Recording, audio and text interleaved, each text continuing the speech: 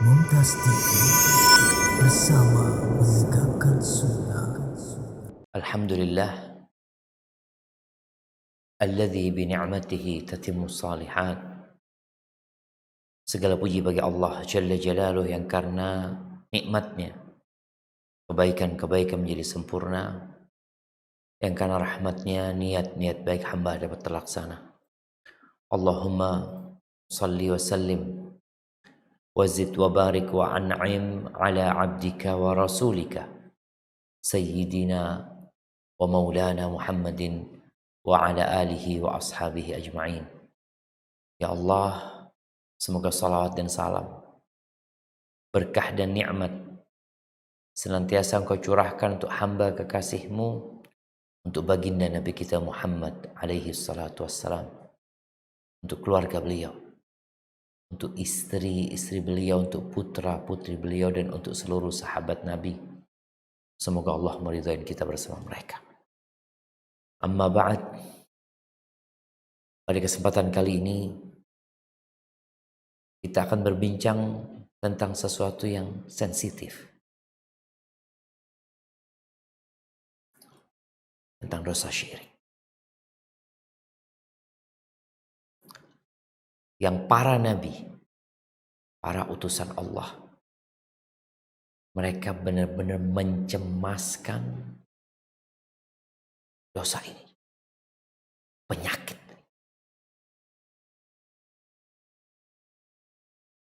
Kadangkala muncul pertanyaan, mana yang lebih dahulu, kesyirikan atau tauhid?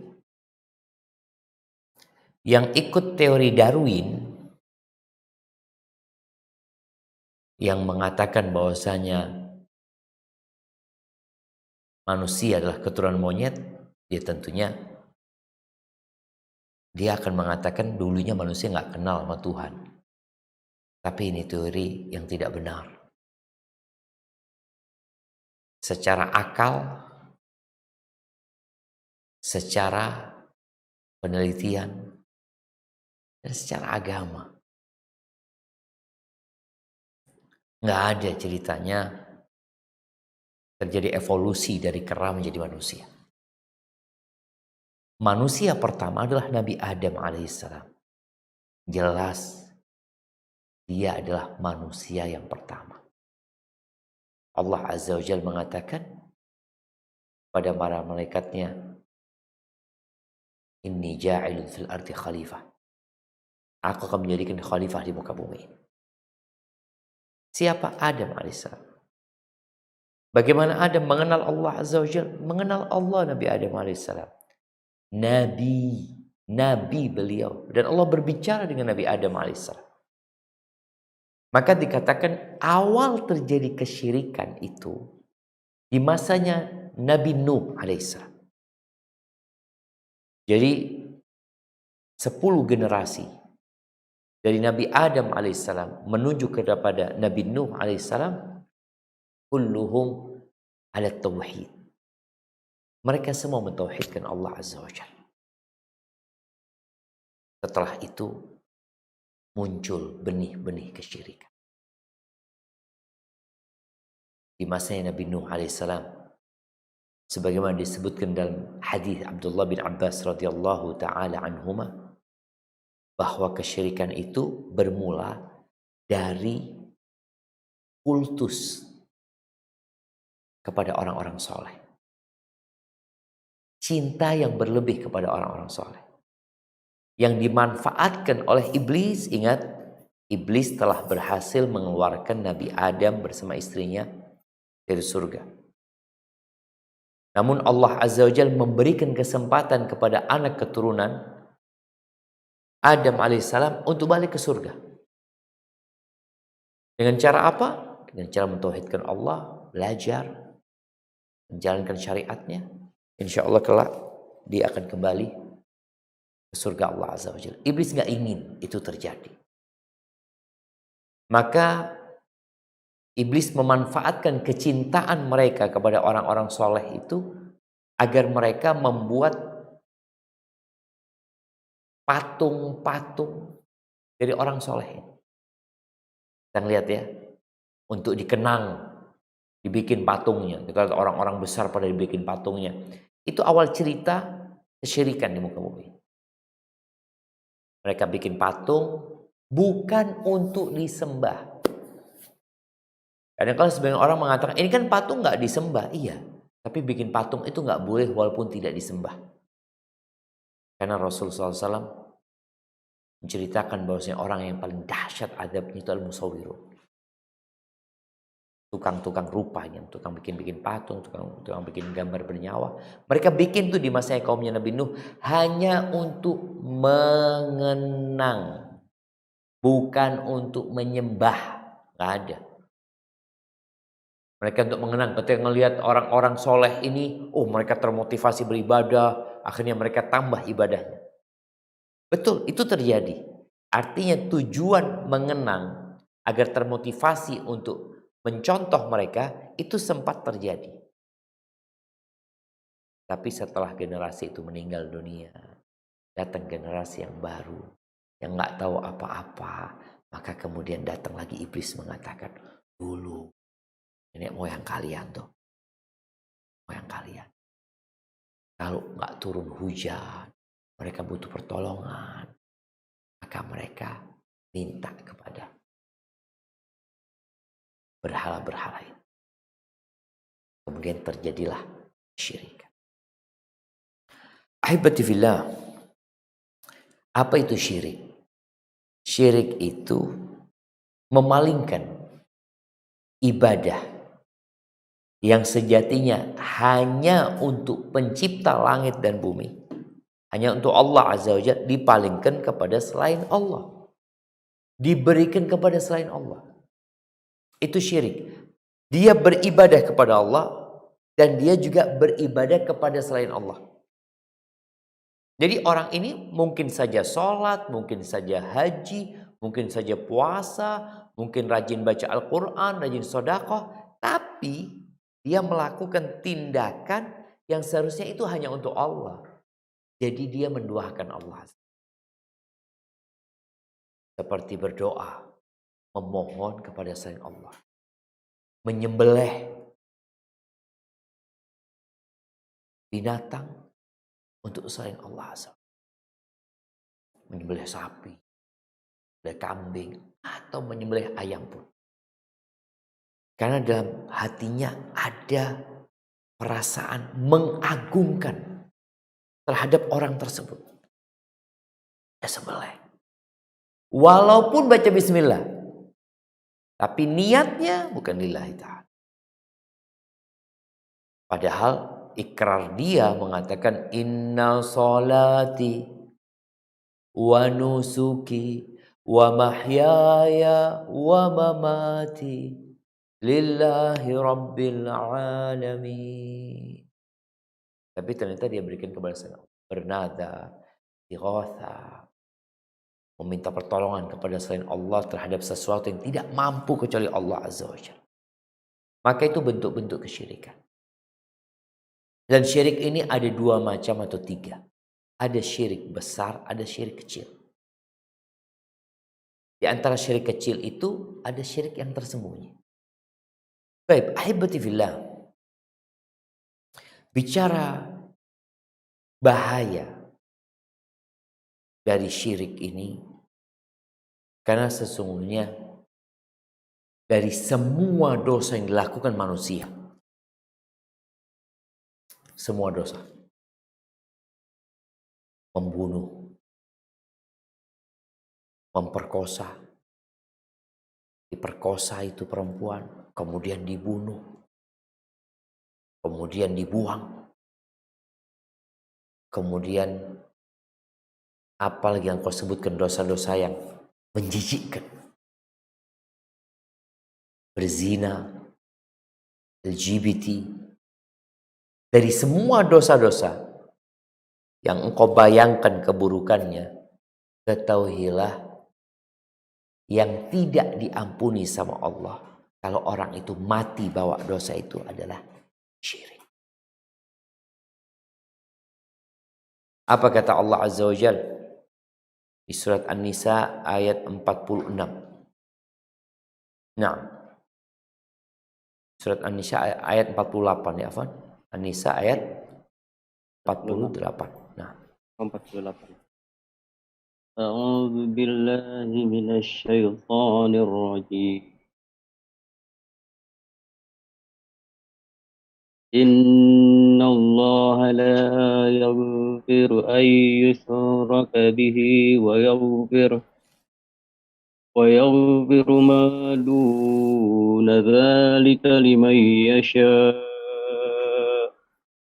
ومن يشرك بالله فقد افترى إثما عظيما.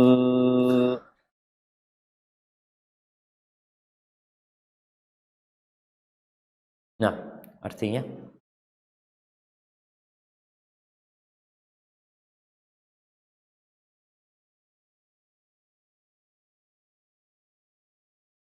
Sungguhnya Allah tidak akan mengampuni dosa syirik dan Dia mengampuni segala dosa yang selain dari syirik itu. Bagi siapa yang dikehendakinya. Barang siapa yang mempersekutukan Allah, maka sungguh ia telah berbuat dosa yang besar. Allahu Akbar. Dan dosa syirik ini diremehkan oleh penduduk bumi. Coba kita lihat. Dari hampir 8 miliar penduduk bumi ini. Berapa persen di antara mereka yang mentauhidkan Allah Azza wa Jalla? Nggak sampai 25%. Sisanya adalah orang-orang yang melakukan kesyirikan. Padahal ini dosa yang tidak. Bicara kezaliman. Kita kalau ada orang zalim, penguasa yang zalim ya. Dia umpamanya mengambil harta milik rakyatnya, memenjarakan mereka, mungkin juga membunuh mereka. Dibandingkan dengan syirik, maka syirik itu lebih zalim. Bahkan kezaliman yang paling besar itu melakukan kesyirikan. Jadi kalau bicara zalim, orang zalim itu adalah orang yang meletakkan sesuatu tidak di tempatnya. Ini orang zalim nih. Dan yang paling zalim adalah orang yang memberikan hak Allah kepada selain Allah Azza wa Jalla. Apa kata Allah Azza wa Jalla di surat Luqman ayat 13? Nah,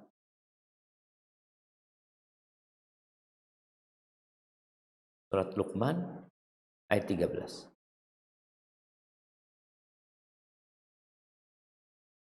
أعوذ بالله من الشيطان الرجيم وإذ قال لقمان لابنه وهو يعظه يا بني لا تشرك بالله إن الشرك لظلم عظيم.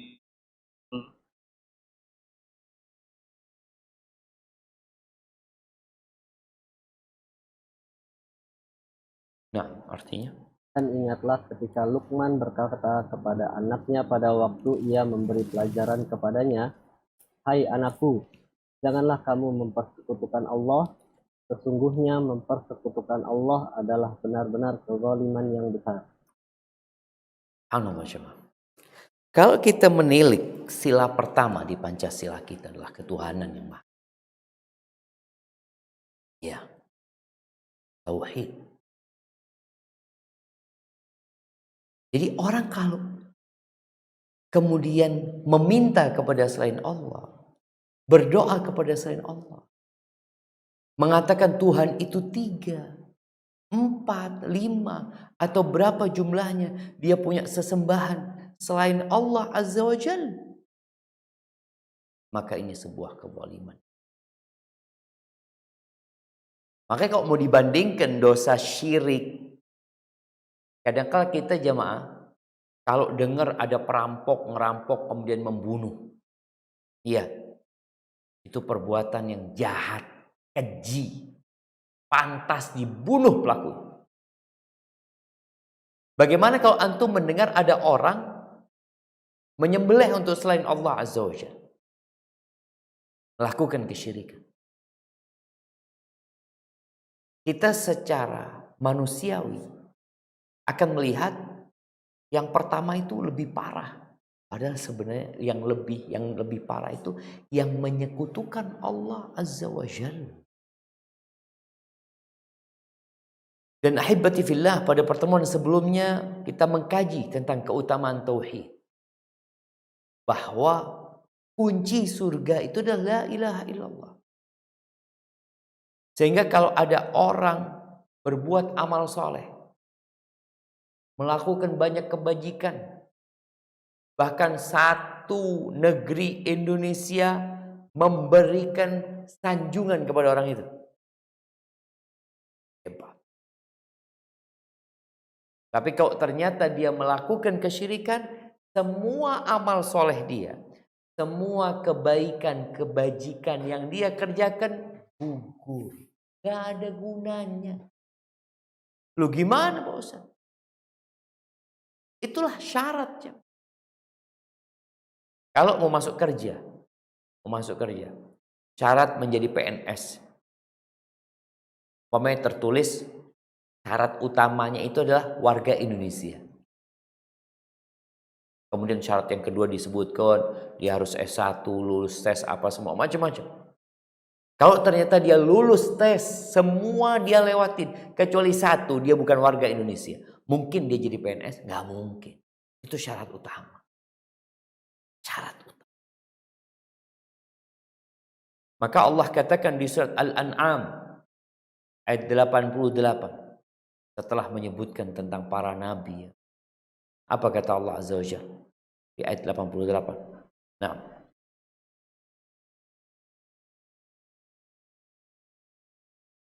أعوذ بالله من الشيطان الرجيم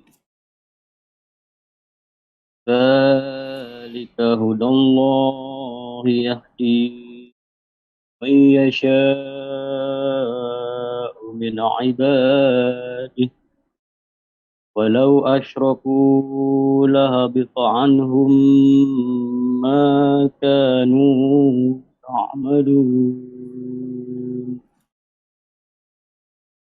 Itulah petunjuk Allah. Dengan itu dia memberi petunjuk kepada siapa saja di antara hamba-hambanya yang dia kehendaki. Sekiranya mereka mempersekutukan Allah, pasti lenyaplah amalan yang telah mereka kerjakan. Allahu Akbar. Sebelum ayat ini Allah menyebutkan para nabi. Kira-kira ada 18 nabi. Yang kita tahu nabi itu orang-orang pilihan. Orang-orang baik. Orang-orang yang bersemangat beribadah, membantu orang lain, menegakkan kebenaran. Tapi Allah katakan walau asyraku, jikalau mereka melakukan kesyirikan, lahabita anhum ma kanu ya'malun. Semua yang mereka kerjakan.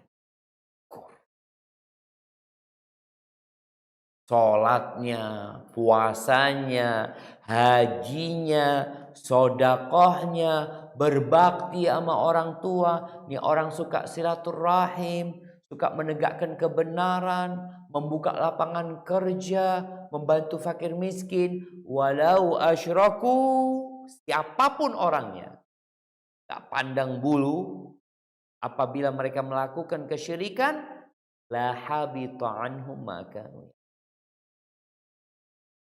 Jadi ketika berbincang tentang kesyirikan, kita berbincang sesuatu yang sangat membahayakan. Yang perlu dibicarakan di semua media berita. Kita ini kadangkala urusan-urusan remeh jadi trending topic. Ribut satu Indonesia jadi berita utama. Kesyirikan harusnya jadi berita utama. Kenapa kita ingin saudara-saudara kita masuk surga? Kita nggak ingin mereka kerja, capek, lelah, amilatun nasibah, bekerja keras, capek, letih, tasla naran hamim, masuk neraka yang panas. Ahibati fillah, di surat Az-Zumar ayat 65, Allah Azza wa Jalla menyampaikan pesan kepada Nabi kita Muhammad SAW. Apa pesan? Nah, silakan dibaca. A'udzu billahi minasyaitonir rajim.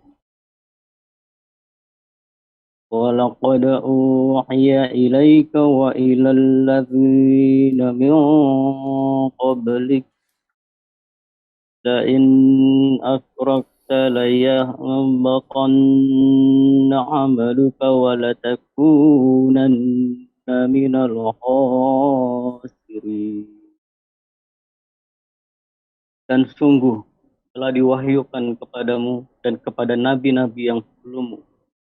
Sungguh, jika engkau mempersekutukan Allah, niscaya akan hapuslah amalmu dan tentulah engkau termasuk orang yang rugi. Allahu Akbar. Ini pesan Allah kepada Nabi kita Muhammad SAW. Jelas tentang bahaya kesyirikan. Walaqad uhiya ilaika. Dan benar-benar telah diwahyukan kepadamu, pada Nabi Muhammad SAW. Wa ilal ladzina min qablik, dan kepada para nabi, para utusan Allah sebelum engkau. Apa pesannya? La in asyrakta la yahbatanna amal.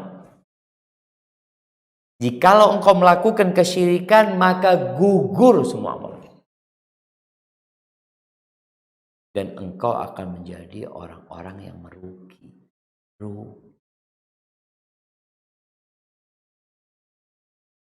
Subhanallah jemaah. Allah sebutkan tentang bagaimana ruginya orang-orang kafir ini. Coba dibuka firman Allah Azza wa Jalla.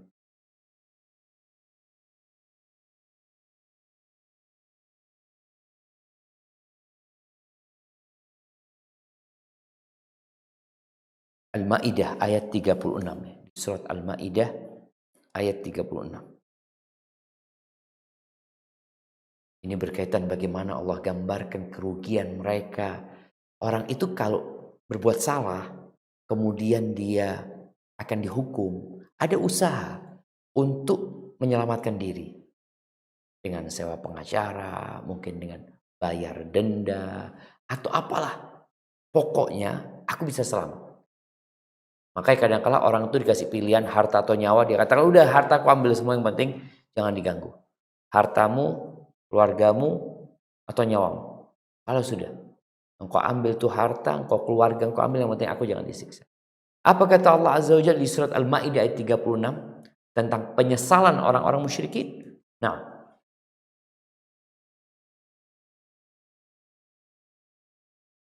A'udzu billahi minasyaitonir rajim. Innal ladzina kafaru law anna lahum ma fil ardi jami'an wa mithluhu ma'ahu ليفتدوا به من عذاب يوم القيامة ما تقبل منهم ولهم عذاب أليم. Baik, lanjutkan ayat yang satunya, lanjutkan yang sesudahnya. 37. Nah. Yuriduna an yakhruju minan nari wa ma hum biqarijina minha wa lahum azabun muqim. Barakallah. Sesungguhnya orang-orang yang kafir, sekiranya mereka mempunyai apa yang di bumi ini seluruhnya dan mempunyai yang sebanyak itu pula untuk menebus diri mereka dengan itu dari azab hari kiamat, niscaya tebusan itu tidak akan diterima dari mereka dan mereka mendapat azab yang pedih. Mereka ingin keluar dari neraka padahal mereka sesekali tidak dapat keluar darinya, dan mereka mendapat ajab yang tetap. Allahu Akbar. Bagaimana mereka teriak-teriak minta keluar dari neraka. Mereka siap menebus diri mereka. Dengan apa? 1 triliun? 2 triliun? 1000 triliun? Kan kita lihat ada orang-orang kaya punya duit 3000 triliun, anggap 10.000 triliun. Kalau engkau punya bumi ini sepenuhnya milikmu, wa mithlahu ma'ahu, dan engkau punya 2, punya bumi 2, lalu ditawarkan dalam rangka menebus dirinya dari azab Allah Azza wa Jalla, ma tuqbila minhum, nggak diterima, nggak bakal diterima. Walahum adzabun alim, dan mereka akan mendapatkan azab yang pedih. Ahibati fillah, dan ada sebagian orang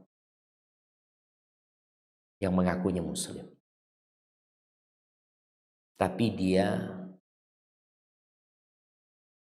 berpandangan bahwasanya surga itu buat orang baik.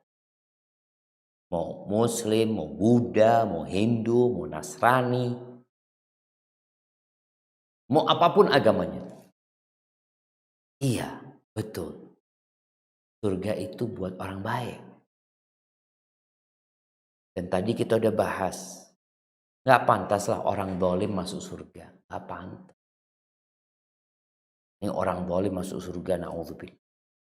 Dan kita sudah tahu, zaliman yang paling besar itu syirik. Sebaliknya, kebaikan yang paling utama itu adalah tauhid. Kadang-kala kita ini punya standar kebaikan yang gak tepat. Sehingga kita berpikir, ini orang baik. Apanya yang baik? Dia melakukan kesyirikan. Allah yang kasih rezeki sama dia. Allah yang kasih rumah sama dia. Allah yang menciptakan jantung dia, lisan dia, kedua matanya. Dia minta sama selain Allah Azza wa Jalla. Dikatakan orang baik, orang zalim. Makanya kalau ada yang berpendapat nanti di surga akan ketemu sama fulana dengan agama yang macam-macam ya, sama ketemu fulan di surga macam-macam. Emangnya surga punya siapa? Emang punya ustaz? Ustaz menentukan siapa yang masuk surga, siapa yang masuk neraka? Kan bukan.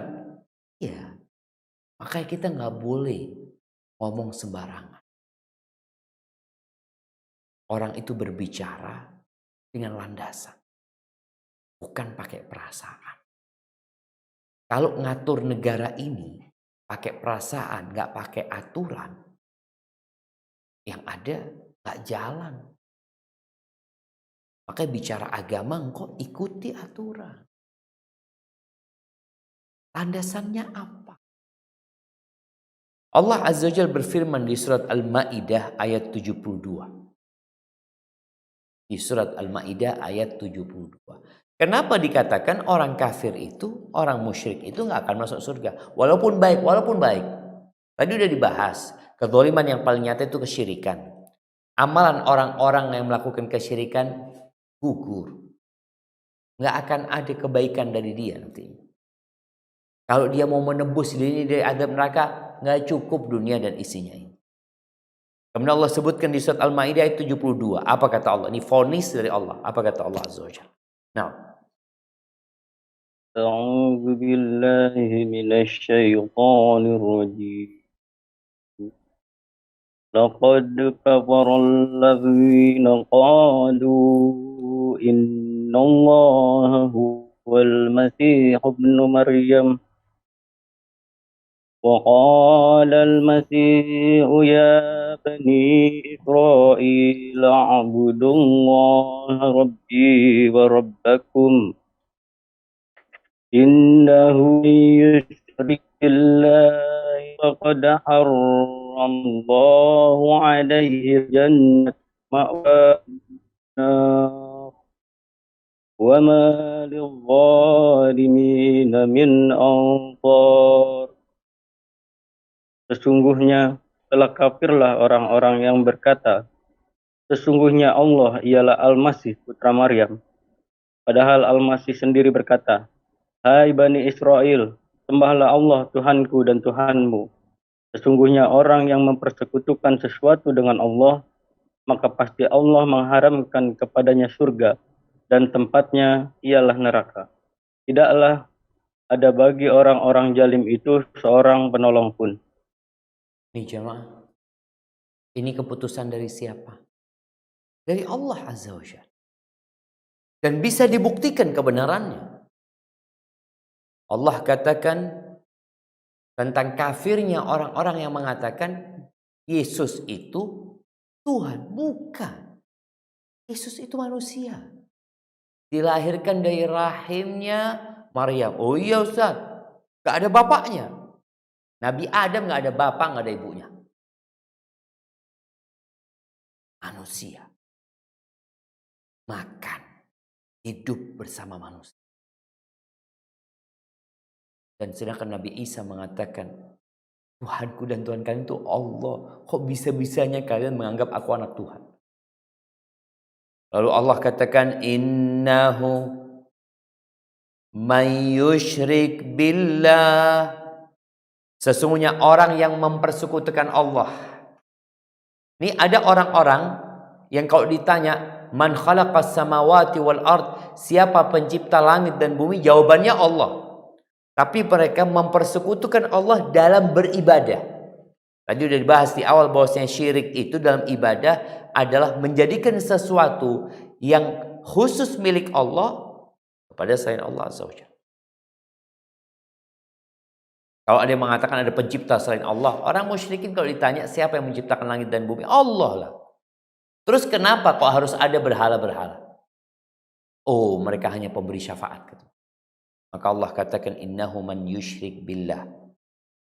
Sesungguhnya barang siapa yang mempersekutukan Allah, faqad harramallahu alaihi jannah.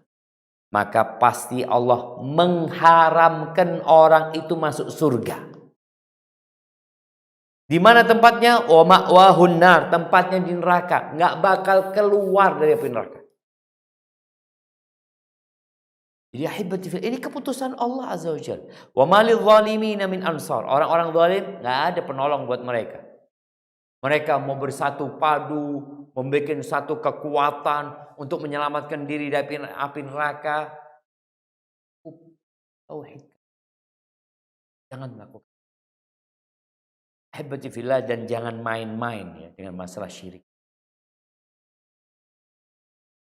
Nabi Ibrahim alaihissalam, di antara doa yang beliau panjatkan, beliau mengatakan wajnubni wa baniya an na'budal asnam. Ya Allah, hindarkan aku dan anak keturunanku dari menyembah berhala-berhala itu. Rabbi innahunna adlalna katsiran minan nas. Wahai Rabbku, sesungguhnya berhala-berhala itu telah menyesatkan banyak manusia. Maka Nabi Ibrahim berdoa jangan sampai dia dan anak keturunannya melakukan kesyirikan. Pernah kita berdoa jemaah, memohon kepada Allah agar diselamatkan dari kesyirikan. Doa Nabi Ibrahim menjadi cemeti buat kita. Kalau itu Nabi aja doanya kayak gitu, bagaimana dengan kita? Jadi itu syirik besar yang pelakunya keluar dari agama. Walaupun dia masih pakai baju muslim. Yang pelakunya akan kekal selama-lamanya di dalam neraka. Tidak akan pernah keluar dari neraka. Yang semua amalannya gugur, batal. Gak ada gunanya. Jadi jangan berpikir kalau orang sholat itu gak akan pernah melakukan kesyirikan. Tadi udah dibacain. Bahwasanya Allah mewahyukan kepada Nabi. Dan kepada Nabi-Nabi sebelum Nabi Muhammad SAW. Sama. Kalau engkau melakukan kesyirikan, batal. Kemudian pelaku kesyirikan besar itu, ya dia akan kekal selama-lamanya di neraka dan gak akan pernah keluar dari api neraka. Adapun syirik kecil ini adalah beberapa tindakan, baik itu ucapan dengan lisan atau perbuatan dengan raga, yang dihukumi pelakunya melakukan kesyirikan. Seperti ucapan Masya Allah wa sya'a fulan.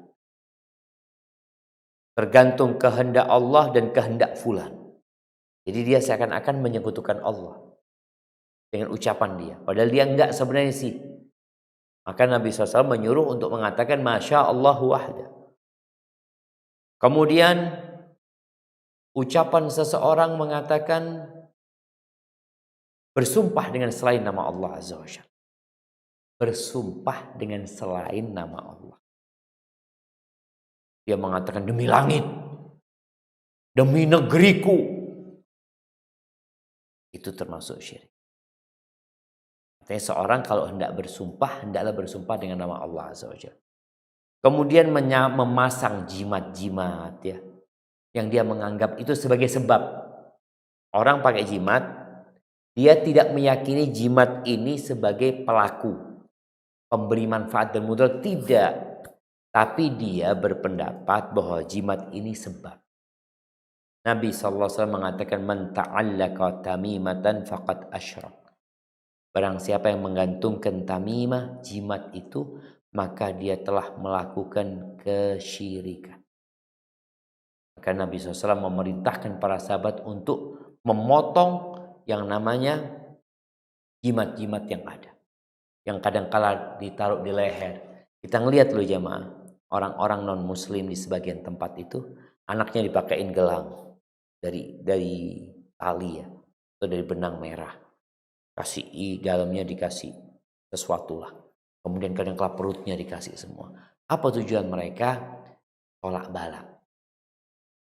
Emangnya nggak boleh tolak balak? Boleh, tapi dengan cara yang sesuai dengan syariat. Apakah Allah menjadikan yang seperti itu sebagai sarana untuk menolak bala atau tidak? Kalau tidak, ya jangan pakai seperti itu. Minta sama Allah Azza wa Jalla. Pakai cincin boleh? Boleh. Tapi kalau dia meyakini cincinnya ini menjadi sebab rezeki dia lancar, apakah benar Allah Jalla Jalla menjadikan cincin itu sebagai penyebab rezeki itu lancar? Maka hendaklah kita berhati-hati. Walaupun mungkin itu masuk syirik kecil, tapi dapat mengantarkan kepada syirik besar ketika dia meyakini bahwa cincinnya yang menyelamatkan dia. Kemudian ahibati fillah, ada syirik khafi. Syirik yang samar. Syirik yang tersembunyi. Syirik yang tersembunyi ini Rasulullah sallallahu alaihi wasallam beliau menyebutkan di antara bentuk syirik yang khafi, yang tersembunyi itu adalah orang sholat, kemudian dia memperindah sholatnya gara-gara pandangan manusia. Tersembunyi. Dan untuk syirik yang tersembunyi ini, yang syirik kecil juga, Rasulullah SAW mengatakan inna akhwafa ma akhafu alaikumus syirkal asghar. Termasuk sesuatu yang paling aku takutkan menimpa kalian adalah syirik yang kecil. Qalu wa ma syirkul asghar ya Rasulullah? Apa syirik kecil ya Rasulullah? Qala riya. Syirik kecil itu adalah riya. Beramal tapi bukan buat Allah. Dia muslim, sholat, sedekah, berkurban, berangkat haji. Tapi kalau dia niatkan untuk mengharapkan pujian dari orang, maka nggak ada gunanya. Bahkan akan membahayakan ibadah dia dan diri dia. Ahibati fillah, berkaitan dengan syirik kecil, atau syirik yang tersembunyi ya.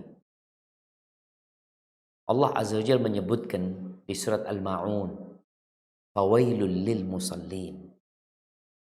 Celaka, sengsara buat orang-orang yang sholat. Loh, kenapa orang sholat tapi kok masuk neraka, celaka? Alladzina hum an salatihim sahun, alladzina hum yura'un wa yamna'un al-ma'un. Mereka adalah orang-orang yang sholat tapi lalai. Niatnya riya. Dan ini salah satu sifat orang munafikin. Mereka sholat, mereka beribadah, kumpul sama umat Islam, berpuasa. Tapi mereka tujuannya adalah mengharapkan pujian dan sanjungan dari manusia. Kata Allah Azza wa Jalla, idza qamu ila salati qamu kusala yura'una an-nas wa la yadhkuruna Allah illa qalila. Kalau mereka bangkit untuk mendirikan salat, mereka bangkit dalam kondisi malas. Yura'una an-nas, riya mereka. Dan mereka tidak ingat kepada Allah kecuali sedih. Maka ahibati fillah, bagaimana cara kita menyelamatkan diri dari kesyirikan ini? Yang pertama tentunya kita harus berdoa. Memohon kepada Allah Azza wa Jalla. Setelah kita mengetahui bahaya syirik tadi. Yang membuat seorang itu akhirnya tertarik untuk menyelamatkan diri. Ingat dulu waktu awal COVID-19 banyak dianggap remeh COVID nih. Bahkan di awal-awal ada yang mengatakan, oh COVID tuh nggak laku sama orang Melayu. Cukup tuh orang Melayu minum empon-empon selamat sudah. Bicara masker dulu, oh masker itu buat yang sakit. Yang sehat nggak perlu. Jadi ketika seorang tidak tahu dengan bahaya sesuatu, maka akan muncul ungkapan-ungkapan yang kandungannya meremehkan sesuatu itu. Kan dia nggak tahu. Maka kita setelah kita tahu tentang dahsyatnya kesyirikan ini, menakutkannya dosa ini, maka paling tidak ada usaha dari kita untuk menyelamatkan diri kita, untuk mengkaji, mempelajari mana yang syirik, mana yang bukan. Dan cara pertama adalah dengan berdoa memohon kepada Allah Azza wa Jalla. Doa apa? Baca doanya Nabi Ibrahim tadi. Ujunubni wa bani an na'budal asnam. Hindarkan aku dan anak keturunanku dari menyembah berhala-berhala. Adapun berkaitan dengan syirik kecil, syirik yang tersembunyi, Nabi Muhammad SAW sebagaimana diceritakan oleh Abu Musa al-Ash'ari, qala khatabana Rasulullah sallallahu alaihi wasallam dzata yaumin. Pernah suatu hari Rasulullah sallallahu alaihi wasallam berceramah. Berpidato beliau di hadapan kami. Lalu beliau mengatakan, ya ayyuhan nas ittaqu hadha syirk fa innahu akhfa min dabibin namal. Wahai umat manusia, kalian bertakwalah, takutlah kepada syirik ini. Karena dia lebih tersembunyi daripada jalannya semut.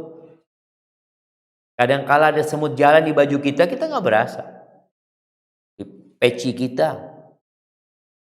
Sedangkan kesyirikan lebih tersembunyi daripada jalannya semut tadi.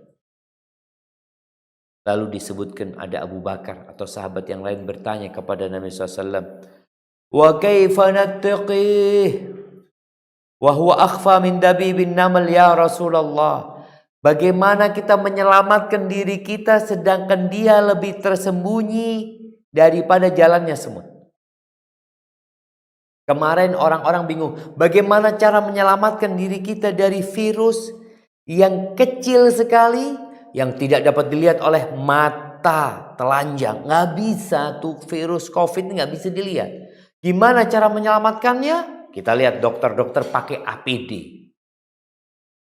Pakai APD seperti astronot jemaah. Mereka kenakan itu. Kenapa? Karena tersembunyi Ustaz. Karena tersembunyi. Maka kita perlu menyelamatkan diri. Maka para sahabat bertanya, gimana kita menyelamatkan diri kita dari syirik ini, sedangkan dia lebih tersembunyi daripada jalannya semut.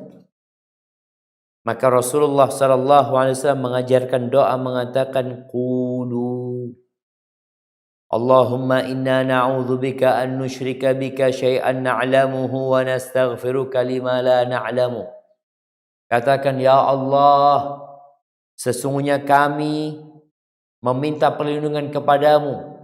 Jangan sampai melakukan kesyirikan yang kami ketahui. Dan ampuni kami dari kesyirikan yang kami tidak menyadari. Jadi kita perlu berdoa.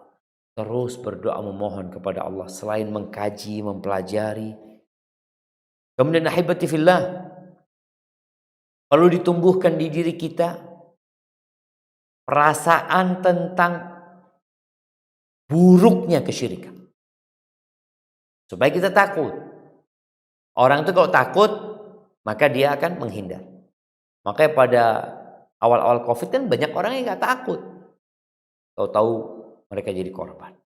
Maka perlu perasaan itu ada. Kemudian menumbuhkan perasaan bahwa kesyirikan itu menggugurkan amalan. Artinya rugi. Gak ada gunanya kerja. Nggak ada manfaat dan faedah kita beribadah kalau kita melakukan kesyirikan. Kalau itu syirik besar, semua amalannya gugur. Kalau itu syirik kecil, maka yang gugur adalah amalan yang berkaitan dengan syirik tadi. Dengan riya dia umpamanya. Umpamanya dia sholat zuhur riya. Sholat subuhnya enggak. Ya sudah, yang gugur adalah sholat zuhur. Ahibati fillah. Rasulullah SAW dari sejak beliau diutus sampai beliau mau meninggal dunia, beliau berusaha menjaga umatnya dari kesyirikan. Ketika beliau sakit parah ya, sakit beliau kira-kira 14 hari, kemudian beliau meninggal dunia. Salah satu istri Nabi Ummu Salamah radhiyallahu taala anha, beliau ini pernah hijrah ke Habasyah. Mereka pernah melihat gereja-gereja yang ada di Habasyah karena penduduknya adalah Nasrani. Menyebutkan bahwasanya di gereja-gereja itu ada banyak foto-foto, bukan foto ya, gambar-gambar, lukisan-lukisan dari pendeta-pendeta yang mati. Maka Rasulullah SAW mengatakan, ulaika syirarul khalqi indallah. Mereka adalah makhluk yang paling jahat di sisi Allah Azza wa Jalla. Kenapa? Karena mereka menjadikan kuburan-kuburan orang-orang soleh itu masjid. Jadikan masjid. Jadikan tempat ibadah. Fala tattakhidu al-qubur masajid. Nabi SAW melarang kita untuk menjadikan kuburan itu masjid. Mereka biasanya kata Nabi SAW, kalau mati orang soleh, sawwaru tilka suwar. Kalau mati orang soleh maka ditaruh gambarnya, dipasang di mana? Di gereja-gereja mereka. Ahibbatifillah. Mulai saat ini tolong jangan meremehkan kesyirikan.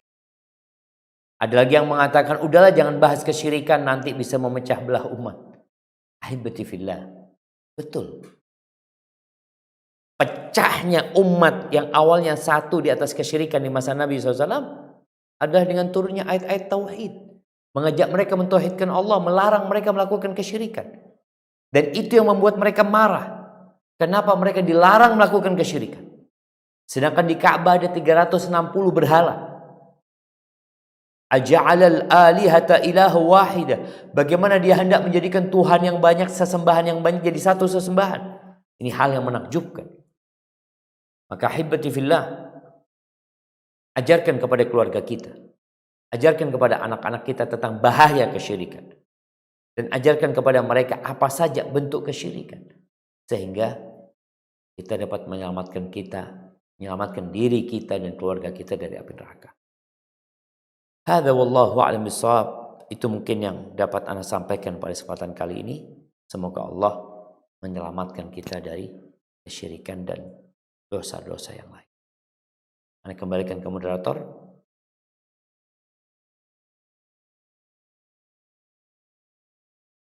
Barakallahu fiik. Jazakallah khair Ustaz atas ilmu yang disampaikannya.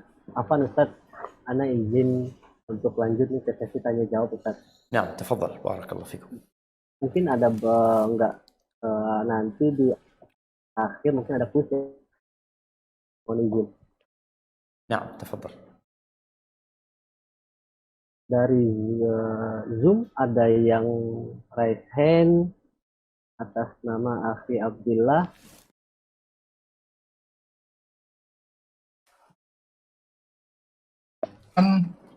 Admin, Bismillah, Assalamualaikum warahmatullahi wabarakatuh. وعليكم السلام ورحمة الله وبركاته. أهلا وسهلا بارك الله فيك. نعم تفضل. Ya, Ustadz, Ana mau tanya nih Ustadz, kalau ada orang ya, dia sudah keluar dari Islam, kemudian kembali lagi ke Islam gitu Ustadz. Ya. Nah itu nanti kedudukannya nanti tuh dia di akhirat seperti apa? Nah yang kedua, ini di keluarga besar Ana ini ada yang dia tuh murtad Ustadz. Seperti itu.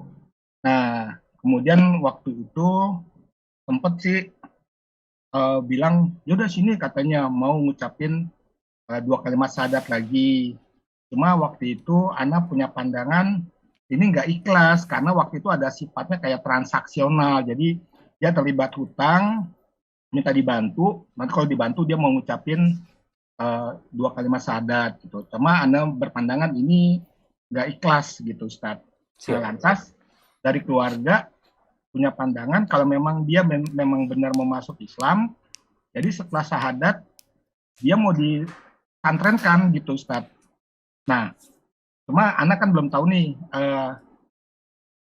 Ustadz tuh bagaimana menurut Ustadz nasihatnya seperti apa, apakah baiknya bagaimana gitu kalau seandainya mau membimbing orang yang kembali ke Islam, dan kalau seandainya ada pesantren yang bersedia yang misalnya untuk menanamkan kembali akidah Islam, mungkin Ana minta referensinya Ustadz, kira-kira pesantren yang mana gitu Ustadz. Masya Allah. Nanti mungkin bisa Ustadz melalui admin nanti tolong di Siap.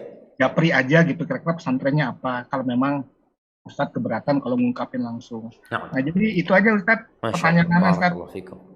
Assalamualaikum. Waalaikumsalam warahmatullahi wabarakatuh. Subhanallah jamaah ya.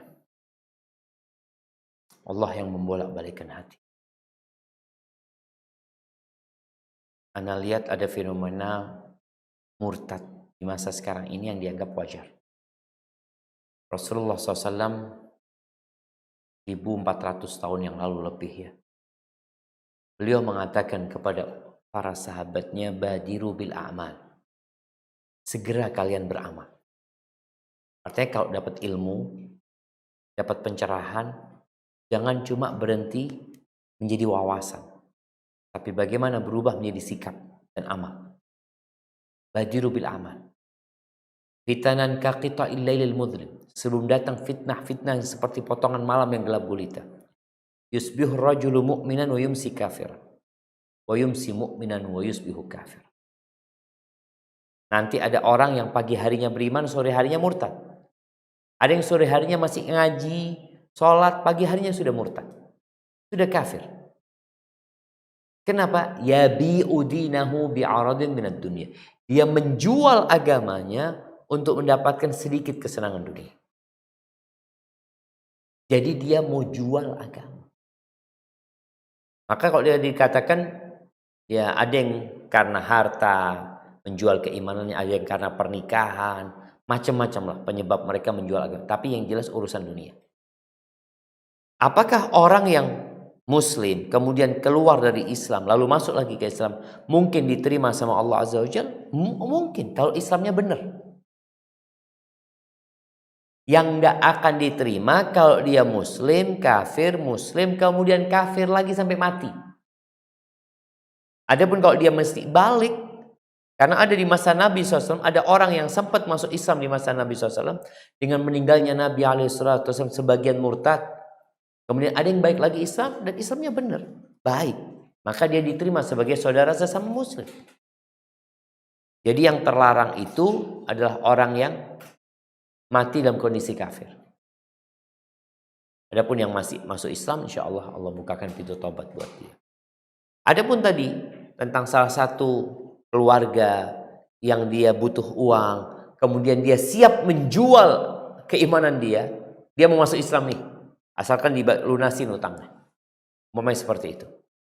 Maka tolong dicek kebenaran dia. Karena memang ada orang-orang yang awal keislamannya itu ikut-ikutan. Ada yang karena harta. Kemudian karena dia belajar, dikasih tahu, akhirnya dia jadi mukmin yang beneran. Makanya yang dilakukan keluarga anak rasa sudah benar ya. Kalau memang dia benar-benar mau beriman, maka dia akan dimasukkan ke pesantren. Bicara pesantren ini banyak pesantren. Di daerah Bekasi, daerah Jakarta, daerah Masya Allah. Hanya saja yang perlu dipertanyakan, umur berapa dia? Kita memang perlu pesantren jamaah untuk orang-orang dewasa. Rata-rata pesantren yang ada itu untuk lulusan SD dan SMP. Kayak kita di Jember, kita bikin perguruan tinggi. Jadi ada yang S1, ada yang persiapan bahasa. Itu bisa menjadi pilihan. Jadi intinya keluarga, karena kecintaan mereka. Jadi bukan memaksa jamaah. Karena kecintaan ini orang muslim, cuma gara-gara urusan fulus. Dulu dia keluar dari Islam, sekarang mau dibantu, dia mau masuk ke Islam. Maka ketika dia niat masuk ke Islam, dipegangin, dikasih tahu. Ditanamkan keimanan yang sebenarnya. Sedangkan kita melihat banyak orang-orang mu'alaf masuk Islam, setelah masuk Islam dibiarin. Jangan. Rasulullah SAW kalau ada orang masuk Islam, maka Nabi SAW mengajarkan kepada para sahabatnya, aqri'uhul Qur'an, ajarin dia baca Qur'an, wa faqihuhu fiddin. Pahamkan dia dengan agama. Mungkin seperti itu. Wallahu a'lam bishawab. Barakallahu fiik. Berarti ini tuh termasuk mempermainkan agama nggak Ustadz ya? Tadi kalau bicara dia itu pura-pura, tentunya namanya orang pura-pura itu main-main.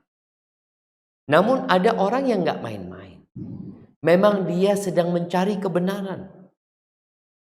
Dia keluar dari agama ini, masuk agama ini, dia cari mana yang benar. Kemudian apabila dia pernah Islam, kemudian dia keluar dari Islam, lalu kembali ke Islam dengan serius, jujur, maka insya Allah diterima sama Allah Azza wa Jalla. Yang tidak diterima yang mati di atas kekafiran. Jadi ada orang Islam, kafir, kemudian Islam lagi, kemudian ketika mati dia kafir, ya udah, maka dia akan gugur semua amalannya. Hadza wallahu a'lam bishawab. Barakallahu fiik. Selanjutnya untuk Ukhti Yuni Azahra mungkin disampaikan pertanyaannya. Assalamualaikum warahmatullahi wabarakatuh, Ustaz. Waalaikumsalam warahmatullahi wabarakatuh. Ahlan wa sahlan, barakallahu fiik. Nah, silahkan. Syukran jazakumullah khairan katsiran atas kesempatannya. Izin bertanya Ustaz. Keluarga besar saya masih percaya dengan bentuk-bentuk syiriknya, seperti misalkan di malam-malam tertentu, katakanlah di setiap malam Selasa dan Jumat itu selalu menaruh sesajian di suatu tempat yang dengan keyakinan bahwa di tempat itu ada penunggunya seperti itu. Kemudian takutnya itu menjadi usil. Nah, saya tahu bahwa ini adalah suatu perbuatan syirik. Namun jujur saja saya belum memiliki keberanian untuk memberitahukannya dengan cara bagaimana Ustadz. Saya takut dengan cara saya memberitahukan kebenaran ini, takutnya hubungan keluarga menjadi renggang. Sekian Ustadz. Syukran. Jazakumullah khairan katsiran. Wassalamualaikum warahmatullahi wabarakatuh. Waalaikumsalam warahmatullahi wabarakatuh. Subhanallah jamaah. Yang ditanyakan oleh saudari kita itu sampai hari ini masih ada di beberapa daerah. Mereka memberikan sesajian karena takut diganggu sama penunggunya. Ini bentuk peribadatan. Jadi dia beribadah kepada jin. Enggak, saya ini sholat. Iya sholat. Yang namanya syirik itu adalah orang melakukan ibadah kepada Allah, tapi juga beribadah kepada selain Allah. Itu namanya syirik. Kalau dikatakan memberikan sesajen, untuk siapa? Jelas tadi untuk penunggunya. Dalam rangka menyelamatkan diri. Allah Azza wa Jalla mengatakan, wa annahu kana rijalun minal insi ya'udzuuna birijalin minal jin fazaduhum rahaqa. Sesungguhnya ada sebagian dari manusia yang meminta perlindungan kepada sebagian dari jin. Maka jin itu semakin menjadi-jadi, semakin menambah mereka berbuat dosa, semakin menakut-nakuti mereka. Kalau mereka nggak pasang sesaji, besoknya digangguin. Jadi terus dia menjaga supaya orang itu terus melakukan kesyirikan. Dan masih banyak jemaah. Ini bukan sesuatu yang dilestarikan ya, seharusnya ditiadakan. Mau berkorban? Ini minta sampaikan kepada orang tua, kepada paman. Alhamdulillah nih, kalau kepingin berkorban, maka insya Allah Idul Adha kita potong kambing, kita potong sapi untuk Allah Azza wa Jalla. Makanya dagingnya dibagi-bagikan. Kalau yang sesajen kan ditaruh, nggak bisa dimakan sama manusia kadang-kadang. Tapi memang diperuntukkan jin penunggu di sana. Gantinya apa? Rasulullah SAW memberikan ganti kepada kita untuk membaca. Orang yang singgah satu tempat, dia khawatir ada yang mengganggu ini, itu hendaklah mengatakan a'udzu bikalimatillahi tammat min syarri ma khalaq. Aku berlindung kepada Allah dengan kalimat-kalimat yang maha sempurna dari kejahatan ciptaan. Maka diganti seperti itu.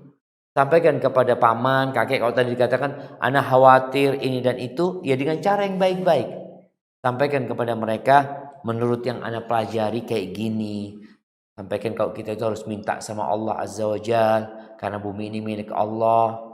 Semua yang ada itu tunduk di bawah kekuasaan Allah Azza wa Jalla. Kalau bicara mau sesajen, udah ahsan sodakohkan. Duitnya itu disodakohkan, bukan diberikan kepada jin. Kekhawatiran nanti akan bermasalah sama keluarga, itu resiko. Bagaimana Rasulullah SAW dikucilkan di kaumnya, disakiti, diganggu, bahkan upaya untuk membunuh Nabi SAW terjadi di kota Mekah. Gara-gara apa? Gara-gara tauhid. Bagaimana Bilal bin Rabah disiksa oleh Umayyah, diletakkan batu panas di atas perut, di atas dadanya. Tapi Bilal mengatakan ahadun ahad. Jadi usahakan cari momentum yang tepat, kemudian sampaikan kepada orang tua. Artinya jangan pas momentum taruh sesajen, tapi momentum ketika akan terjadi memberikan sesajen umpamanya, atau sesudah itu, mungkin itu menjadi momentum untuk menyampaikan agama Allah Azza wa Jalla ini. Kalau menerima itu yang kita inginkan, kalau mereka tidak mau menerima, akhirnya mereka memutuskan hubungan sama kita, sejatinya kita telah melaksanakan tugas kita. Hadza wallahu a'lam bissawab. Nah. Barakallahu fiik. Pertanyaan selanjutnya dari dan ada WhatsApp nih Ustaz. Bismillahirrahmanirrahim. Assalamualaikum warahmatullahi wabarakatuh. Waalaikumsalam warahmatullahi wabarakatuh. Izin bertanya, Ustadz, Ana pernah dan sering diberikan nasihat oleh orang tua atau mertua bahwasanya anak balita ketika sudah malam jangan melihat cermin atau melihat keluar jendela karena nanti diganggu oleh jin dan atau makhluk gaib. Menurut pengalaman orang tua dahulu seperti itu. Hukumnya bagaimana ya Ustadz? Apakah jika saya mempercayai termasuk syirik atau jika saya tidak mempercayai termasuk berdosa karena melawan orang tua atau mertua? Mohon jawabannya. Jazakumullah khairan katsiran. Barakallahu fikum. Barakallahu fikum. Naam, ahibati fillah. Sebuah keyakinan itu dibangun di atas petunjuk, di atas dalil, ada landasannya. Kalau tadi dikatakan anak-anak balita kalau sudah malam itu nggak boleh ngelihat cermin. Ana baru tahu sih. Kenapa nggak boleh melihat cermin? Wallahu alam. Kemudian nggak boleh melihat keluar ya seperti itu. Yang benar. Jadi kadang-kala ada ilmu yang awalnya benar, ada landasannya, tapi karena sudah turun-temurun, akhirnya terjadi perubahan. Rasulullah Shallallahu Alaihi Wasallam bersabda dalam hadis yang diriwayatkan oleh Imam Muslim dan Bukhari atau Bukhari dan Muslim. Kata Nabi Sallallahu Alaihi Wasallam, "Idza kana junhul lail, au amsaytum, fakufu sibyanakum, fa inna syayatina tantashiru hina idzin." Kata Nabi SAW, apabila malam itu datang, jadi sore mau maghrib tuh, malam itu datang. Apa yang dilakukan? Tahan anak-anak kalian, jangan keluar rumah. Jadi hadisnya menahan mereka keluar rumah. Jadi ketika mau maghrib nih jamaah. Jadi disebutkan oleh sebagian ulama bahwasanya itu pada saat matahari mulai tenggelam. Kenapa imna'u? Kenapa disuruh menyelamatkan anak-anak dari luar rumah, suruh masuk ke rumah mereka ya? Fa inna syayatin, karena setan-setan pada saat itu sedang bertebaran. Terus sampai kapan? Disebutkan فَإِذَا ذَهَبَتْ سَاعَةٌ مِنَ اللَّيْلِ. Kalau sudah ya masuk ke malam hari beberapa saat, maka hendaklah diperbolehkan mereka untuk keluar lagi, nggak ada masalah. Setelah mungkin beberapa menit, seperempat jam atau setengah jam, entahlah saat yang memang tepat, maka biarkan mereka.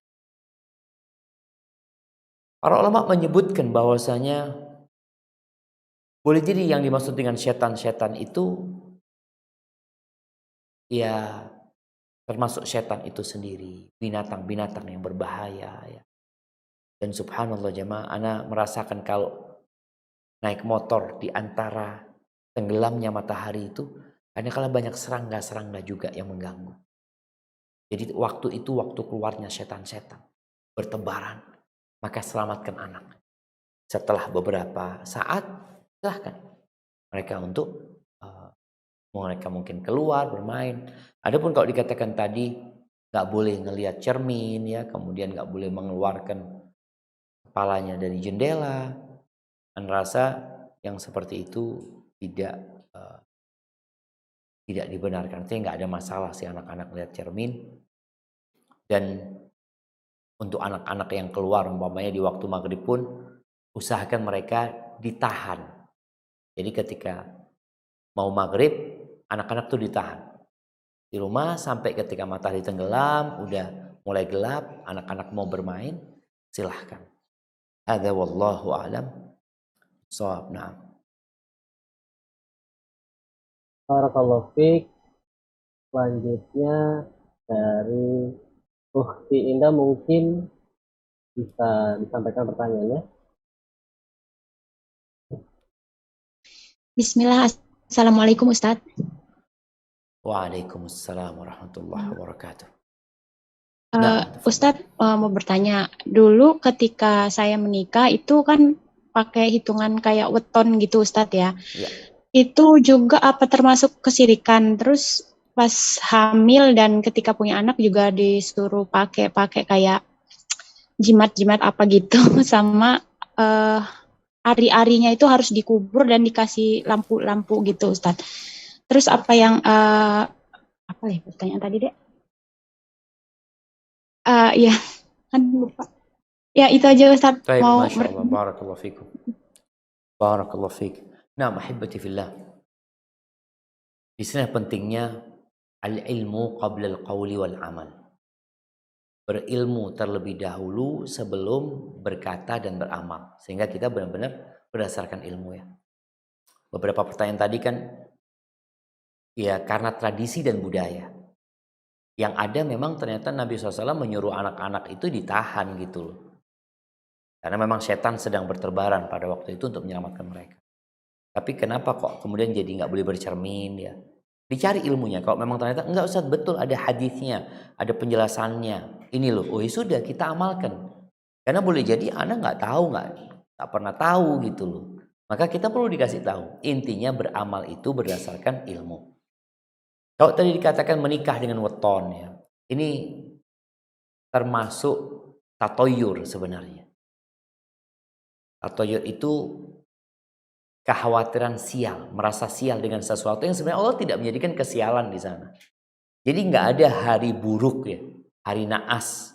Dalam artian hari itu, waduh, kalau engkau menikah hari itu kayaknya berantakan pernikahan. Dari mana engkau tahu itu?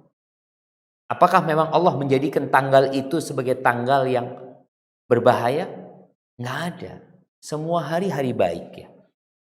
Memang orang-orang jahiliyah dulu mereka berpendapat ada bulan namanya bulan naas, bulan sial, yaitu bulan Safar. Ketika datang Islam, Nabi SAW mengatakan, lah Safar, nggak ada istilah bulan sial itu nggak ada. Yang ada itu bulan haram, nggak bulan haram. Memang seperti itu. Tapi kalau bicara weton tadi, mereka cocok-cocokin ya. Berapa banyak orang yang menikah wetonnya udah ketemu tapi bercerai. Tapi pernikahan mereka berantakan. Ini kalau bicara secara pengalaman orang, ternyata nggak benar weton itu. Dan secara agama memang nggak ada penentuan itu. Jadi menentukan kalender pernikahan itu ya usahakan dengan landasan. Ada orang yang menentukan ya nikahnya umpamanya tanggal 7. Kenapa tanggal 7? Ustaz, kalau akhir bulan mafi fulus Ustaz.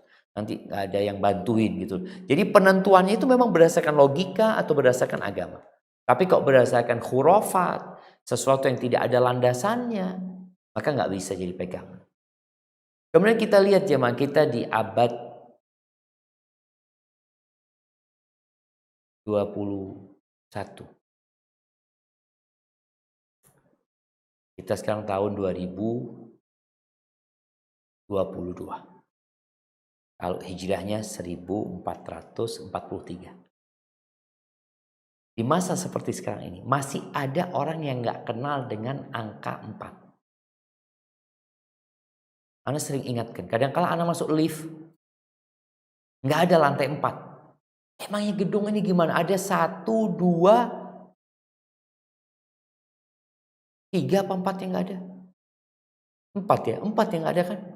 Nah, terus 13, lantai 13 nggak ada. Emangnya mereka belajar hitung-hitungan di mana?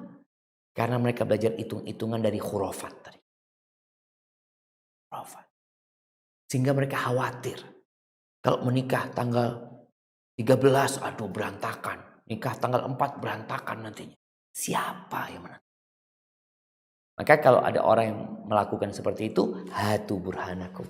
Gak apa-apa, kasih buktinya apa gitu loh. Karena memang ya tadi kita beragama bukan pakai perasaan ya. Apalagi pakai khurafat, pakai mimpi ini dan itu. Baik, itu yang berkaitan dengan tadi pernikahan dengan weton. Ketika lahiran, orang itu khawatir. Khawatir anak ini kena penyakit, kena bala. Akhirnya mereka karena tahu ini anak kecil, ada yang mereka kasih jimat. Berkaitan dengan jimat ini, ada 2. Ada jimat yang dari ayat-ayat Allah yang ditulis ya, hadis-hadis Nabi yang ditulis kemudian diletakkan di anak tersebut. Ini memang ada khilaf di antara para ulama. Tapi ada yang jimat dari mantra-mantra yang tidak jelas. Maka itu termasuk kesyirikan walaupun syirik kecil tadi. Maka bagi kita berusaha untuk melakukan seperti yang dilakukan Nabi SAW. Apa? Ruqyah anaknya. Bacakan u'idzuka bi kalimatillahi tammat min syarri syaitanin wa hama. Doain. Ini termasuk bentuk kita juga menjaga anak kita namun dengan tauhid. dengan memohon kepada pencipta langit dan bumi ini. Adapun berkaitan dengan ari-arinya, memang sesuatu yang terputus dari manusia, dari seperti ari-ari tadi, ya nggak ada masalah, dikubur, dihormatin dia, dikubur supaya nggak dimakan sama anjing atau apa, tidak dibuang sembarangan, tapi bukan karena ada keyakinan-keyakinan. Oh, kalau nggak dikubur nanti bisa balik tengah malam di rumah umpamanya. Atau ketika dikasih lampu, tanyakan kenapa dikasih lampu. Anda usah dikasih lampu biar nggak dimakan sama kucing. Oh, kalau gitu tinggal didalemin aja supaya lebih aman. Tapi kalau dikasih lampu enggak usah. Jadi malam hari itu nanti biasanya ada saudaranya yang datang. Atau kalau nggak ada lampu nggak kelihatan di mana tempat ari-arinya. Nah, ini bicara tentang keyakinan. Kalau engkau muslim, dasar keyakinanmu itu adalah qala Allah, qala Rasul. Kalau ada landasannya, ya sudah kita jalanin. Jadi beragama ini mudah, nggak ruwet. Tapi kadang-kala ada keluarga yang memaksa untuk melakukan itu. Karena apa? Oh, ini dari dulu nenek moyang, tradisi dan budaya. Kita seorang muslim itu boleh mengikuti tradisi dan budaya apabila tidak bertentangan dengan agama. Kenapa? Karena kalau di kuburan antum nggak akan ditanya dari mana. Antum akan ditanya agama antum apa. Siapa Tuhanmu? Siapa Nabi? Dunia bakal ditinggal. Maka tolong yang berkaitan dengan keyakinan ini berlandaskan qala Allah qala Rasul. Hadza wallahu a'lam bissawab. Allah fik. Selanjutnya dari pertanyaan dari Zoom untuk Rizky Setiawan.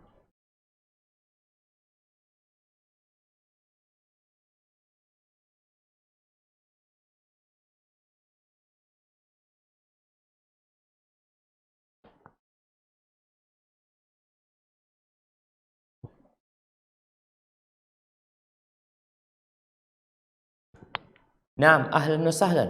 Silahkan. Assalamualaikum Ustaz. Waalaikumsalam warahmatullahi wabarakatuh. Naam, tafadhal. Dulu orang tua anak saat masih buka usaha warung makan. Keluar kedengeran Ustaz. Afan, waktu buka restoran makan? Buka usaha warung makan. Anda pernah lihat di laci tempat usaha ada sesuatu kalau nggak salah seperti bawang atau tulisan-tulisan Arab atau dibungkus aluminium foil dari orang katanya pintar. Karena lihat itu bukan, tapi apa kayak angka Arab gitu kurang. Iya, rajah-rajah gitu. Nah, Dulu Anda juga dompet bungkusan itu dari orang tua. Tahu ke orang tua. Gua untuk bertaubat dari dosa itu, dosa lain. Ketika orang tua meninggal belum bertaubat, dosa. Masya Allah, barakallahu fiik. Baik, Ana berusaha untuk memahami pertanyaannya karena tadi terputus-putus ya. Mungkin intinya berkaitan dengan jimat-jimat ya. Jamaah rahimakumullah. Berapa banyak manusia yang ingin usahanya lancar. Sebagian jalannya benar, sebagian jalannya nggak benar. Sebagian datang ke dukun. Mau disebut orang pintar, nanti dikasih jimat, kasih rajah-rajah, macam-macam. Kemudian diletakkan di laci, diletakkan di mana. Pertanyaannya, apakah yang seperti itu diperintahkan oleh Allah dan Rasul? Diarahkan untuk melakukan itu manusia. Itu menjadi sebab lancarnya usaha kita.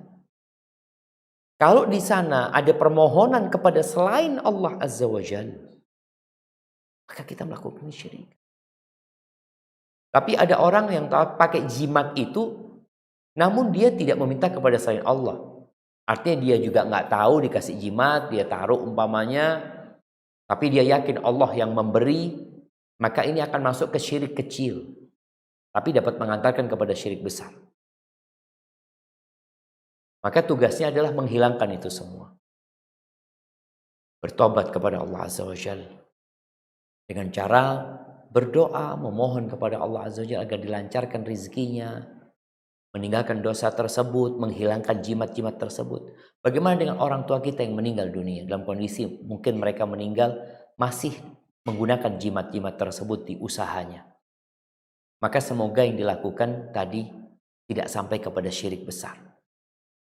Karena kita tahu kalau sudah syirik besar nggak ada harapan masuk surga. Tapi kalau syirik kecil, maka tetap ada kesempatan orang itu untuk masuk surga Allah Azza wa Jalla. Maka tetap didoakan orang tuanya selama kita nggak tahu ya. Yang kita tahu ya ada jimat tersebut.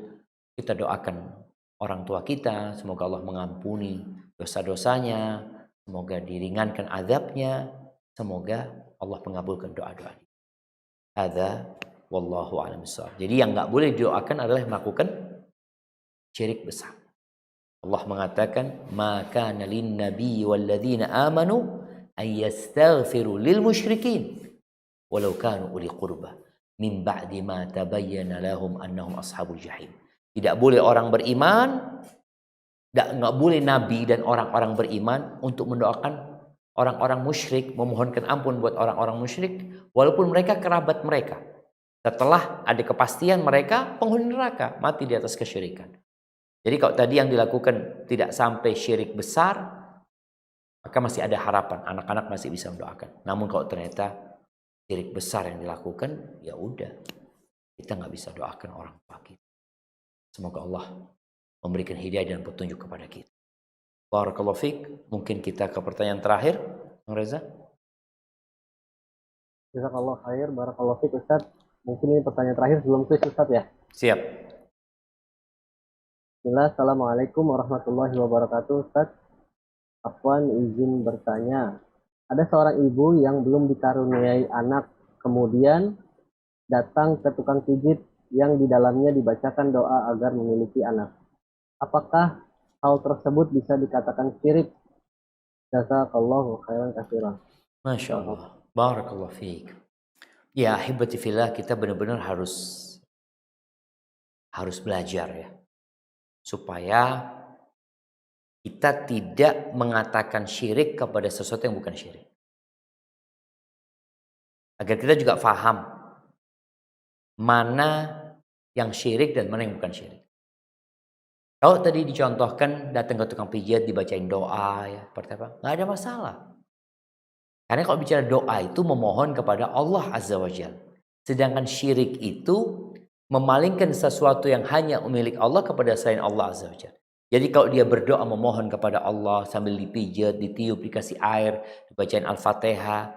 Intinya semua yang dikerjakan adalah permohonan kepada Allah Azza wa Jalla dengan cara yang sesuai dengan agama, sesuai dengan syariat, ahlan wa sahlan, nggak ada masalah. Jadi tolong kita berhati-hati memilih pengobatan alternatif. Karena kadang-kala sebagian di antara mereka kelihatannya kok kayaknya syar'i ya, tapi kadang-kala enggak. Jadi ada unsur, masih ada unsur, suruh bawa telur kayak ini, suruh cari ayam, macam-macam. Tapi kalau sekedar dibacakan doa sambil dipijat, dikasih air yang udah dibacain doa, insya Allah itu tidak masuk ke dalam kesyirikan. Barakallahu fiik. Baik, mungkin kita masuk ke sesi kuis. Gimana Bang Reza? Jazakallah khair. Boleh Ustadz, nanti akan dipandu oleh Akhi Rosyan Ustadz dari Payung. Barakallah.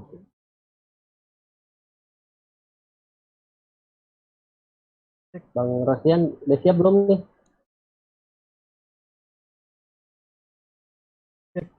Dengar tidak Mas? Masuk. Masuk suaranya. Nah. Baik Ustadz, kita langsung mulai sesi quiz Ustadz. Kayak video antum belum muncul ini Bang. Belum buka apa? Belum boleh muncul.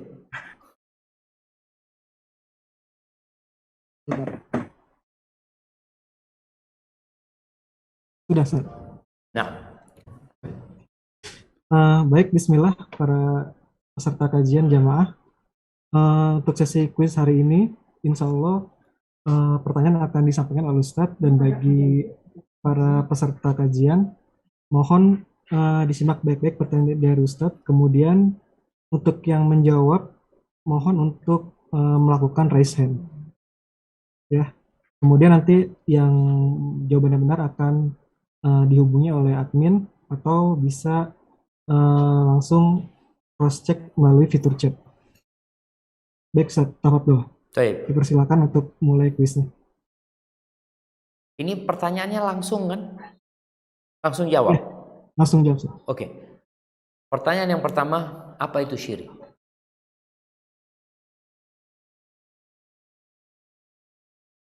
Kepada Hasan, dipersilakan.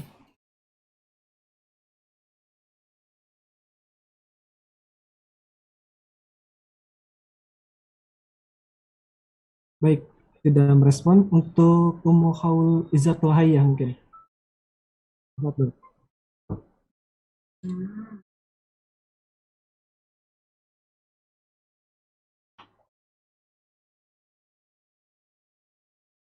Baik, tidak merespon juga. Untuk baik, sudah. Waalaikumsalam warahmatullahi wabarakatuh. Syirik itu artinya menyekutukan Allah. Nah, barakallahu fiik. Iya, syirik itu menyekutukan Allah, yakni sesuatu ibadah yang seharusnya untuk Allah diberikan kepada selain Allah Azza wa Jalla.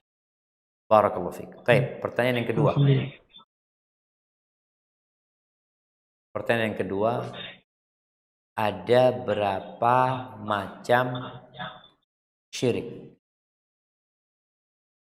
Kepada Samsul Bahri. Betul, dipersilakan. Baik, assalamualaikum warahmatullahi wabarakatuh. Waalaikumsalam warahmatullahi wabarakatuh. Syukran Ustaz, jazakallah khair. Ada 3 macam syirik Ustaz. Yang pertama syirik akbar, syirik asgar, dan syirik khafi. Masya Allah. Atau syirik yang tersembunyi. Terima kasih, jazakallah khair Ustaz. Masya Allah, barakallahu fiik. Nah, jamaah. Jadi sebagian ulama membagi syirik menjadi 2, syirik akbar dan syirik asghar, yaitu syirik besar, syirik kecil. Dan ada yang membagi 3, memasukkan syirik tersembunyi. Syirik tersembunyi ini bisa menjadi masuk syirik kecil, tapi juga bisa masuk ke syirik besar ya. Syirik tersembunyi seperti orang-orang munafikin. Orang munafik itu di masa Nabi SAW, mereka orang-orang kafir sebenarnya. Tapi mereka menyembunyikan kekufuran mereka. Baik, barakallahu fiik. Baik, pertanyaan yang ketiga. Sebutkan 3 bahaya syirik. Kepada Ahido di Triyudi, dipersilakan.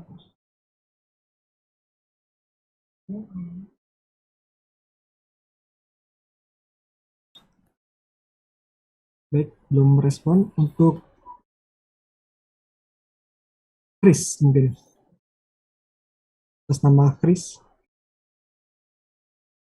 Assalamualaikum. Waalaikumsalam warahmatullahi wabarakatuh. Ahlan wa sahlan. Naam. Tafadhal. Baik Ustaz. Afwan, bahayanya dosa syirik ada 3, yaitu 1, menggugurkan amalan. Naam. 2, tidak diterima amalannya. 3, tidak diampuni dosanya Ustaz. Masya Allah. Baik, barakallahu fikum. Amal yang sudah diamalkan gugur, dan kalau dia beramal juga nggak bakal diterima, dosanya nggak akan diampuni oleh Allah Azza wa Jalla. Baik, Ana perlu tambahan jawaban lagi. Pertanyaan yang keempat, sebutkan bahaya kesyirikan selain yang disebutkan sama Mas Dodi tadi.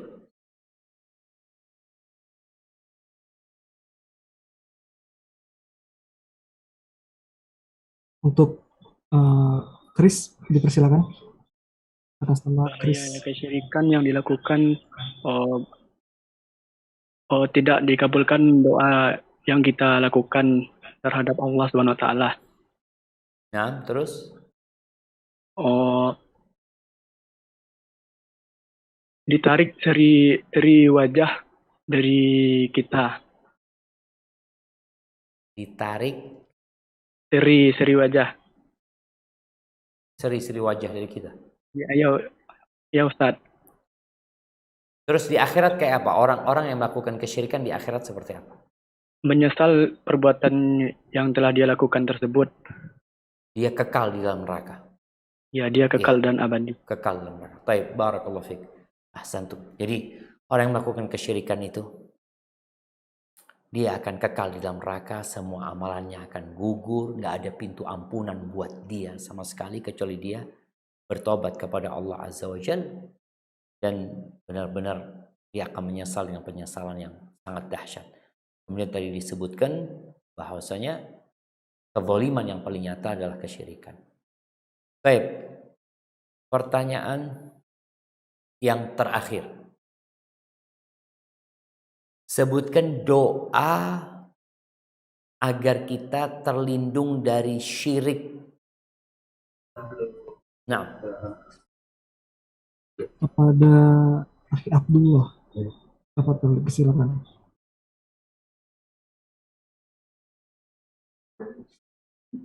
Bismillah, doanya Nabi Ibrahim, Ustaz, yang artinya, ya Allah, jauhkan aku dan anak-anakku dari menyembah berhala. Masya Allah, barakallahu fiik.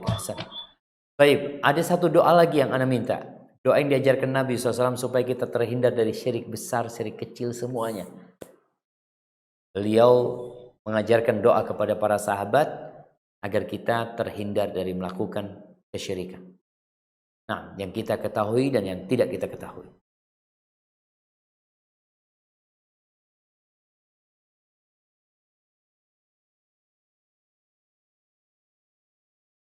Pada Akhi Rasul Mojokerto. Silakan.